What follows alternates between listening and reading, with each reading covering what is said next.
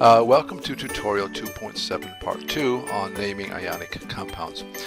So this time what we're going to do is, instead of trying to come up with the name of something, we're going to be given the name and we have to come up with a formula. So it's a little bit harder because we have to look at the charges in order to do it. Let's look at this first one. The question is, what's the formula for rubidium chloride? So we find rubidium here in the chart. I see it has a +1 charge. It's an alkali metal that has formed a +1 cation. And chloride is formed from the chlorine atom, so it has a -1 charge. So since the charges balance perfectly, the formula will just be RbCl. Let's have a look at this in detail. So here's the answer. RbCl is the formula. What happened? A rubidium atom lost an electron. It shrunk down in size to become a rubidium ion.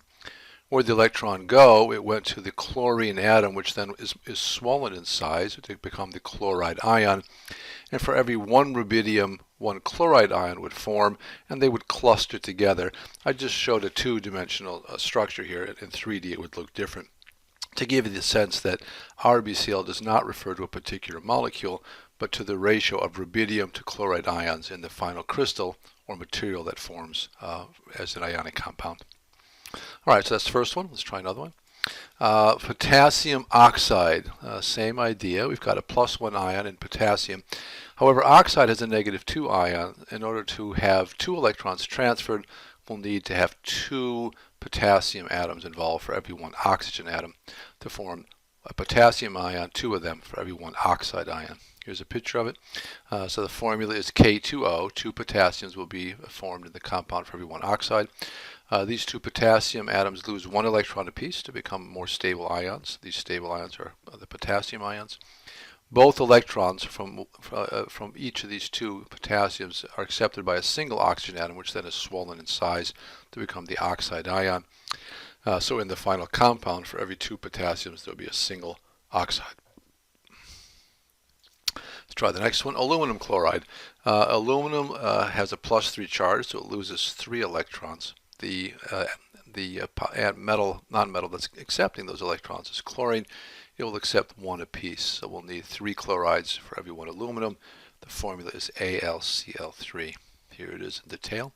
The aluminum loses 3 electrons before it has a stable noble gas configuration. Where do those 3 go? Each chlorine atom accepts 1 apiece, so 3 chloride ions will form for every 1 aluminum ion that forms. So the final compound will have 3 chlorides for every 1 aluminum in some kind of arrangement in the crystal. This is just showing a 2D representation of it. For every 1 aluminum, there'll be 3 chlorides. Let's try another one. Calcium oxide. Calcium loses 2. And oxygen will gain 2 electrons. So 1 calcium for every 1 oxide ion will form.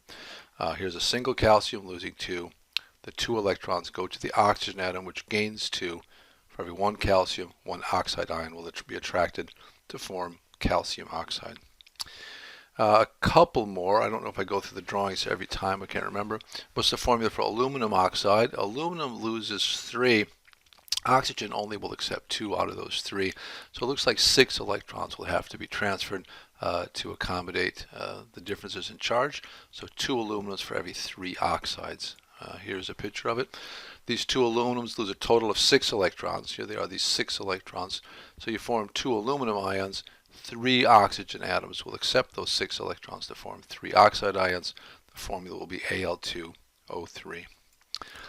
Another couple for good measure. Calcium bromide. Calcium has a +2 charge, so it loses 2. Each bromine accepts a single electron.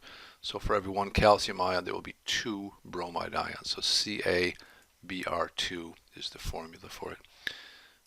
1 or 2 more. Strontium nitride. Strontium loses 2 electrons. The nitride ion that forms wants 3, so we have one of these 2-3 situations. So we're going to have 6 electrons transferred. We'll need 3 strontiums for every 2 nitrides that will form. So 3 strontiums for every 2. 6 electrons are transferred from those 3 strontiums to the 2 nitrogen atoms to form 2 nitride ions. Aluminum nitride. Aluminum loses 3. Nitrogen will accept up to 3, so they're matched perfectly. So 1 Al for every 1 N for aluminum nitride.